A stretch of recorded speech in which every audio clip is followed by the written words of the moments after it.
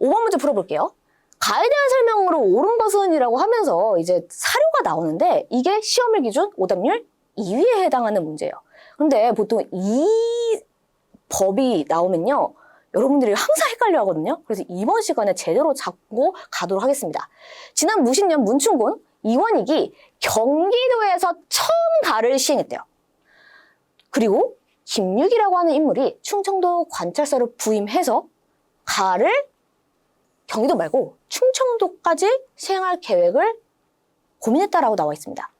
그리고 결정적으로 토산물 대신 토지 결수에 따라 뭘 거뒀대요? 쌀을 거뒀대요. 깊은 산이나 먼 바다에 있는 고을은 쌀에 준하여 옷감을 징수했다라고 나와 있네요. 그래서 조정은 종묘와 사직의 제사에 쓰는 물품부터 여물이나 땔감 같은 세세한 것까지 직접 마련하게 되었다라고 설명을 하고 있습니다.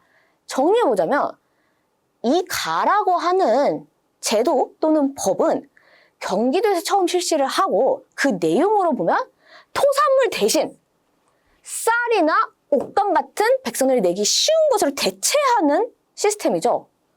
그래서 이걸 확대 실시하려고 노력하고 있고 그로 인해서 조정은 이 토산물을 직접 만들어야 된다, 직접 마련해야 된다라는 내용을 언급을 하고 있습니다. 이거 조선 후기 때 세금 제고 바뀐 것 중에 뭐에 해당하는 설명이에요? 대동법이죠. 우리가 예전에 한국사 내신을 할 때 대동법에 대해서 굉장히 중요하다라고 언급을 드린 바 있고 보통 영정법, 균역법, 대동법 3종 세트로서 조선 후기 세금제도 개편에 대해서 중요하다라고 많이 언급드린 적이 있었는데요. 항상 여러분들이 이제 경제사와 관련된 부분이 자세하게 나오면 나올수록 많이 헷갈려 하더라고요. 그래서 대동법에 대한 내용 제대로 짚고 넘어가셔야 됩니다. 광해군 때 실시를 했고요. 처음부터 전국적으로 실시하지 못했고 계속해서 확대 실시하다가 숙종 때 전국적 확대 실시가 가능해졌다라는 점도 같이 기억을 해주시면 됩니다. 자, 그러면 가에 대한 설명으로 옳은 것, 대동법과 관련된 설명 옳은 거 찾아볼게요. 1번부터 볼게요. 공인이 성장하는 계기가 되었다라고 나와 있죠. 이거 마지막에 조정이 이 물건들을 직접 마련해야 되었다라는 사실을 여러분들 인지를 하고 있다면 1번을 연결시킬 수 있습니다. 조정에 그 관리들이 직접 갈 수는 없잖아요. 그래서 상인들을 고용합니다. 상인들한테 이것 좀 사줘라고 돈을 주고 물건을 사는 시스템을 정착을 해서 그때 성장한 것이 공인이었죠. 그래서 보통 대동법의 영향으로 공인이 성장했다라고 나와 있으니까 대동법과 관련된 내용을 수능에서 좀 더 낸다면 대동법이 나오고 이에 대한 영향으로 옳은 것은 이라고 물어볼 수도 있겠죠. 그래서 1번이 답입니다. 2번 볼게요. 삼백산업 발달에 영향을 주었다라고 나와 있는데 보통 삼백산업이라고 하는 단어는 어떤 정부 때 많이 활성화되었다라고 배웠습니까? 이승만 정부 때죠.